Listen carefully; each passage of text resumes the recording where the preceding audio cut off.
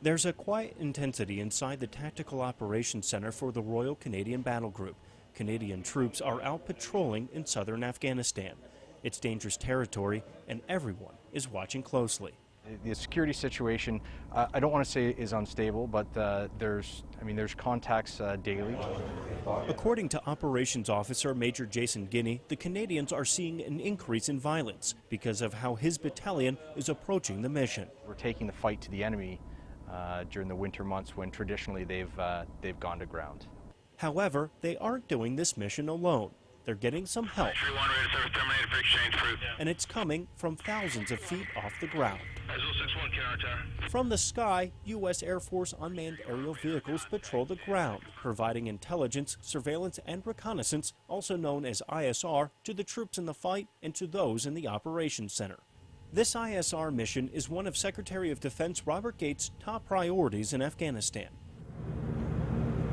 Two of the UAVs the Air Force is using in Afghanistan are the MQ-1 Predator and its beefed-up, fully armed cousin, the MQ-9 Reaper. Air Force Colonel Trey Turner flies them and has since 2003. He's also the commander of the 451st Air Expeditionary Group. He says a UAV brings what no other aircraft can to the fight. It can fly routinely 12 to 22-hour-long missions without having to come off target and go refuel and then get back on target. And then not only the deadly persistence, but it can do it covertly. Colonel Turner says the primary mission of his deployed team, which is made up of not only U.S. forces but British troops too, is to launch and recover aircraft. Once they're off the ground, control is passed to a team in the United States. When it's time to land, control is passed back to the team in country. However, Colonel Turner says the work here in Afghanistan is much more than that.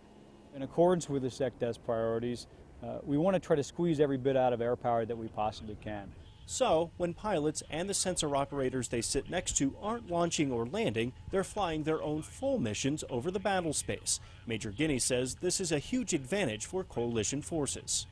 I can say hand on heart that that integration with armed UAV has saved Canadian lives on a number of occasions. And we can use armed UAV to sort of look at ingress-egress routes, where the enemy's coming from, where they're going to. We're able to track him back to his compounds.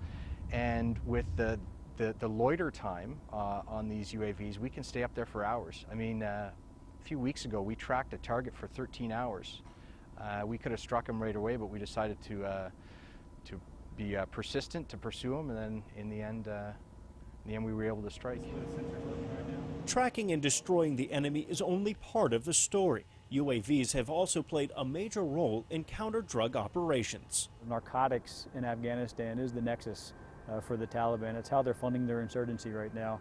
For this mission, Colonel Turner and his team have partnered with the Air Force's Office of Special Investigations. You guys ready to go? The most successful one was back in June, where we found 236 tons of hashish, and were able to turn that over to a direct action team, and the Afghans were the leading element and leading force to go interdict those narcotics. According to the DEA, they indicated that that 236 tons of hashish was the largest drug bust in the history of the world. Whether it's combat operations flown from the United States, ISR support missions flown in country, or aiding in the war on drugs, Colonel Turner, Major Guinea, and others agree the UAV brings a necessary and capable asset to the fight.